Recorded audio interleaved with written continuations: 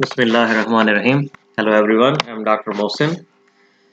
Today we will discuss about the continuity equation and its derivation.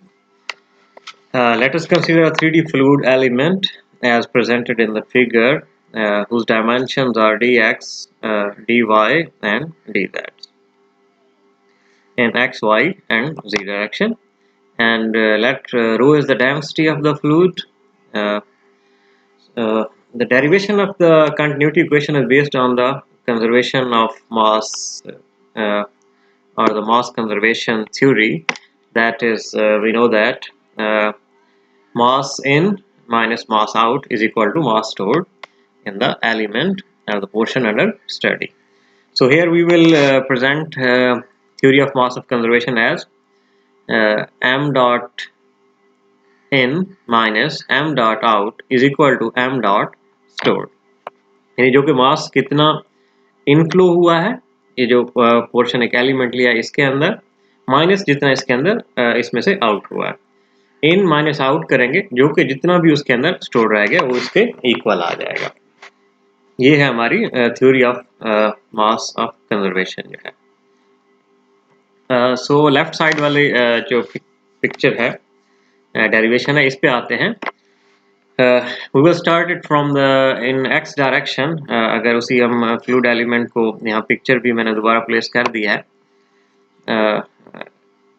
mx is the mass flowing from the x direction. तो उसका जो cross sectional area होगा वो होगा dy into dz के में से जो कि फ्लो कर रहा है वो है mx. जो आउटफ्लो हो रहा है वो है पार्शियल डेरिवेटिव ऑफ या curly I called curly m dot over curly x dx plus mx. Similarly जो अदर डायरेक्शन है जैसा कि y डायरेक्शन में वो जो इनफ्लो है वो m डॉट y, तो आउटफ्लो होगा m dot y plus curly m y over dy और curly y into dy. Similarly in the z direction the flow will be, जो इनफ्लो है वो है m डॉट z और जो आउटफ्लो हो रहा है m dot z plus curly m z और curly z प्लस dz. अब हम क्या करते हैं, इसको जो है ना x डायरेक्शन में मास इन माइनस आउट को स्टडी करते हैं पहले. So in the left hand side and the derivation जो है m dot in minus m dot out into x किसके इक्वल हो जाएगा, मास फ्लो in जो कि m डॉट x है माइनस मास फ्लो आउट जो कि m dot x plus curly mx और curly x dx है. अब इसको जब हम ओपन करेंगे तो mx माइनस mx से कैंसिल हो जाएगा. हमारे पास जो वैल्यू बचेगी वो होगी equal to minus curly mx और m डॉट x और curly x plus dx. Mass flow rate को हमने m डॉट x के साथ यहाँ पे प्रेजेंट किया. हम जानते हैं आप यानी इस बात को अपना ज़हन नशीन कर लें कि जो मास फ्लो रेट होता है वो इक्वल होता है density into cross sectional area जिसमें से वो पास हो रहा है और जिस वेलोसिटी के साथ उस क्रॉस सेक्शनल एरिया में से पास हो रहा है. क्योंकि मैंने टॉप राइट साइड पे दिया है mass flow rate is equal to density into area of cross sectional along the flow and velocity along the direction of flow के इक्वल होगा. तो हम क्या करते हैं, मास फ्लो रेट की यहाँ पे वैल्यू पुट कर देते हैं डेंसिटी, क्योंकि इस फ्लूइड की डेंसिटी हमने कहा रो dy and dz is the cross sectional area जिसमें से x डायरेक्शन में से मास फ्लो कर रहा था and u is the velocity from the x direction. जो वेलोसिटी कंपोनेंट है u रिप्रेजेंट करता है इन x direction, v in the y direction and z in the w in the z direction, जहां भी derivation में आएगा. ये बात हम ध्यान नशीन कर लें. सो इज इक्वल टू ये हो जाएगा माइनस curly रो dy dz u dx over curly x. अब हम dx को इनसाइड ले आएंगे यानी is equal to minus curly rho over curly x dx dy and dz and u. तो dx dy एंड dz क्या है, ये एरिया ऑफ द एलिमेंट है, वॉल्यूम ऑफ द एलिमेंट है जो कि हमने यहाँ पे लिया है, जो एलिमेंट अंडर स्टडी है. So m dot in minus m dot out in x direction is equal to minus curly over curly x rho dv. या dv present the volume. Element का into u is the velocity in the x direction, जो कि मैंने नीचे लिख दिया है यहाँ पे dv is equal to dx dy and dz। Similar case अगर हम प्रेजेंट करें for y and z direction m dot in minus m dot out, y में क्या आएगा माइनस कली रो dv, अब वेलोसिटी जो है y डायरेक्शन में v से प्रेजेंट करें और कली y। Similarly, for the z direction, m dot in minus m dot out into z is equal to minus rho over rho z rho dv w। Mass stored in the element जो होगा वो हमारे पास आ जाएगा m mass stored with respect to time, जितने time में वो था वो इक्वल आ जाता है रो इनटू dv, जो कि वॉल्यूम में कितने मास जो है ना स्टोर हुआ है, जो कि डेंसिटी जिसकी रो है। सो m dot stored is equal to curly rho और कैली t इनटू dv आ जाएगा हमारे पास। General form of continuity equation पे आते हैं तो हमारे पास mass in minus mass out complete जो यानी पूरे उस एलिमेंट में से इन ऑल डायरेक्शन यानी x y एंड z में कितना हो रहा है m dot in minus m dot out into x plus m dot in minus m dot out into y यानी y डायरेक्शन में plus m dot in minus m dot out in z direction.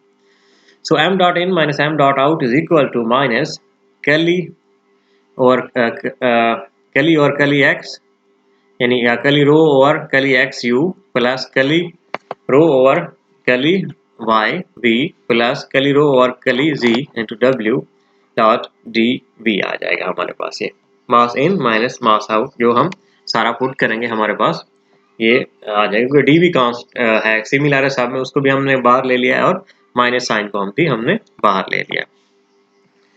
सो इस equation में जब हम मास दोनों इक्वेशनों को equate करेंगे यानी मास स्टोर्ड वाला दूसरी साइड क्या थी हमारे पास curly rho over d t into dv, यहाँ पर रीअरेंज कर दिया, डीवी पहले रख दिया तो equation this equation and mass stored को इक्वल किया तो डीवी डीवी के साथ कैंसिल हो गया। फिर फर्दर इक्वेशन को रीअरेंज किया कली रो ओवर कली टी, कली रो और कली टी जो है हमारे पास आ गया है हुआ है हमारे पास प्लस यानी ये सारा जो है वो हम इसको राइट साइड पे ले आए ये इक्वल टू 0 हो गया। तो फाइनल इक्वेशन हमारे पास क्या बनी कली रो और कली टी प्लस कली रो यू और कली एक्स प्लस कली रो वी और कली वाई प्लस कली रो डब्ल्यू और कली जी इक्वल टू 0। ये है हमारी general form of continuity equation जो कि हमने ड्राइव कर लिया। अब आ जाते हैं हम कुछ केस स्टडीज के ऊपर। General form of continuity equation we know that it's equal to curly rho और curly t plus curly rho u और curly x plus curly rho v और curly y plus curly rho डब्ल्यू और curly z equal to 0। अब हम case लेते हैं for steady flow. Steady flow में हम क्या लेते थे विद रेस्पेक्ट टू टाइम जो है चेंजेस क्या है 0 है, यानी the fluid properties the set of properties जो कि हमने कहा था और विद रेस्पेक्ट टू टाइम क्या है 0 है। तो उसमें हम देखते हैं इसको हमारे पास जब ये टर्म है कैली रो और कैली टी क्या है 0 हो जाएगी वो density of the function of time, it is not the function of x y and z. तो हमारे पास जो इक्वेशन बनेगी कैली रो यू और curly x plus curly rho v और curly y plus curly rho डब्ल्यू और कैली जी इक्वल टू 0। ये जो स्पेसिफिक टर्म है first term of the general form of continuity equation ये क्या होगी हमारे पास 0 हो गई है।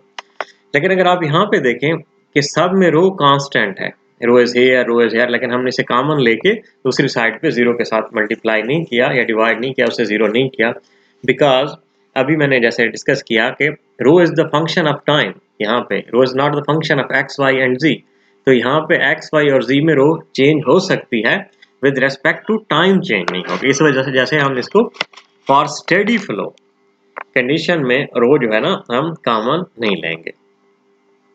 For study an incompressible flow में जब फ्लूइड है incompressible so it means that rho is the constant. जब रो कांस्टेंट हो गई तो it means rho is not the function of x y z and t. तो हमने क्या किया कल रो कॉमन ले ली, जैसे ही हमने रो कॉमन ली तो हमारे पास इक्वेशन बन गई curly u over curly x plus curly v over curly y plus curly डब्ल्यू over curly z equal to 0 and this is the 3 dimensional flow equation और 3 डायमेंशनल कंटिन्यूटी इक्वेशन है। 2 डायमेंशन में जब आएंगे तो हमारे पास z पोर्शन क्या हो जाएगा 0 हो जाएगा, तो हमारे पास इक्वेशन बन जाएगी कैली u और कैली x प्लस कैली v और कैली y इक्वल टू 0। ये हमारी 2 डायमेंशनल फ्लो equation है. Let us study one dimensional continuity equation for steady flow. You must consider that this is for the steady flow.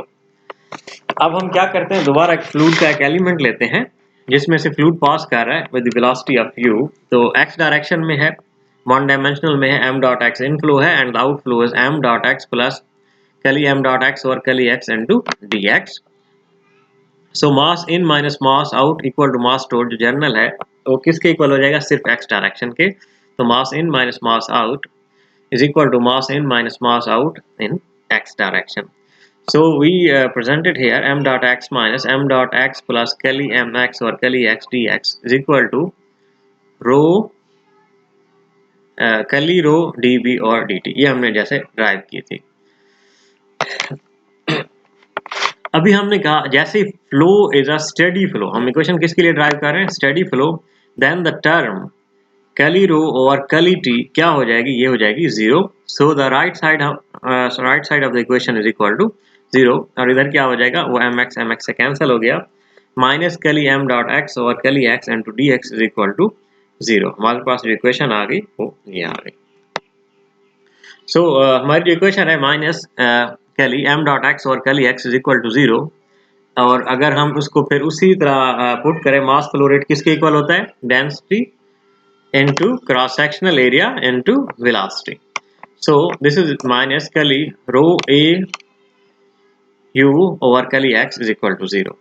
लेकिन हम जानते हैं कि जो velocity का एक वेक्टर है, velocity is a vector, so जो velocity का जो वेक्टर होता है v is equal to, जैसे मैंने कहा था, अगर इसको हम स्प्लिट करेंगे u होगा ui plus vj plus wk. यानी ये ui is an x direction, vj in y direction जो उसके रेजोल्यूशन के बाद कंपोनेंट है, and wk is the in z direction. लेकिन यहाँ पे जो टोटल वेलोसिटी है वो किसके इक्वल है, क्योंकि हमने वन डायमेंशनल लिया है. This is equal to u. So x direction में, so u is equal to total velocity जो होगी उसको हम v से अब रिप्रेजेंट कर देंगे. यानी बाकी सारे कंपोनेंट क्या है, they are zero. So the equation will be minus curly और curly x row a we. अब ये हमारी इक्वेशन बन गई. अब हम इसको क्या करते हैं, इंटीग्रेट करते हैं. जैसे हम इंटीग्रेशन अप्लाई करेंगे, सो ये हमारे पास आ जाएगी rho a v is equal to constant, क्योंकि जीरो को जो इंटीग्रेशन होती है वो होती है constant. So this is the continuity equation for one dimensional and steady flow. You must remember this is the continuity equation for the rho ev is equal to constant. This is the continuity equation for the one dimensional and steady flow. अगर हम एक pipe लें, channel लें, तो उसमें 1 और 2 दो different जगहों पर अगर हम स्टडी करेंगे तो इक्वल हो जाएगा rho one a one v one is equal to rho two a two v two. ये rho one a one v one को हम क्या कहते हैं, इसे हम कहते हैं मास फ्लो रेट कहते हैं, density into area into velocity. And this one dimensional steady flow equation is valid for compressible fluid as well as for the incompressible fluid. ये दोनों के लिए valid हो जाती है. अगर हम इसको फर्दर मॉडिफाई करें for the incompressible fluid, so the density will be constant. जब फ्लूइड वो है इनकम्प्रेसिबल है हर जगह पे, rho one is equal to rho two हो जाएगा और ये कैंसिल हो जाएगी. So the equation will be a one v one equal to a two v two और a v is equal to constant. And this term A1V1 is known as volume flow rate. Thank you very much. I hope you must understand this easily.